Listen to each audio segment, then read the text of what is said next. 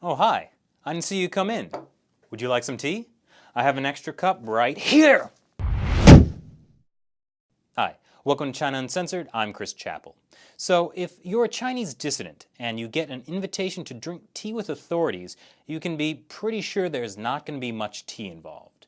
It's sort of like when Chinese police burst into the home of activists in the middle of the night to suggest they go on a vacation and get out of Beijing for a couple of days during politically sensitive events. Last week, there were massive protests outside the Southern Weekly, a Chinese newspaper that actually isn't state-run. The paper had tried to run an article calling for a constitutional government, but then the local propaganda chief, Bwhaha, took it upon himself to make a slight edit. He rewrote it to praise the CCP. And gosh, China must really be changing because usually large protests are met with brutality. But this time, authorities just invited everyone to tea. I mean, look at how excited they are. It looks like they just can't wait to get in that unmarked van.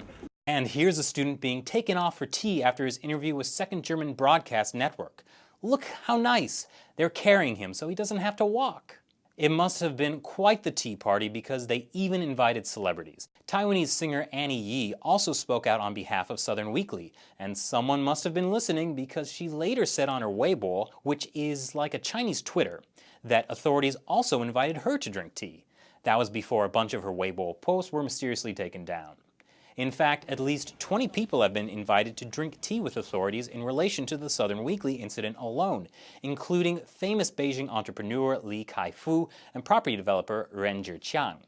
Tea drinking began in China 4,000 years ago and plays a huge role in Chinese culture. That's probably why authorities can't get enough tea parties. In fact, to help them out, they've recently made a new law that internet providers and social media sites have to register the real names of users. That way, if someone posts something critical of the government, it's even easier to invite them over and discuss their differences over tea. How civilized.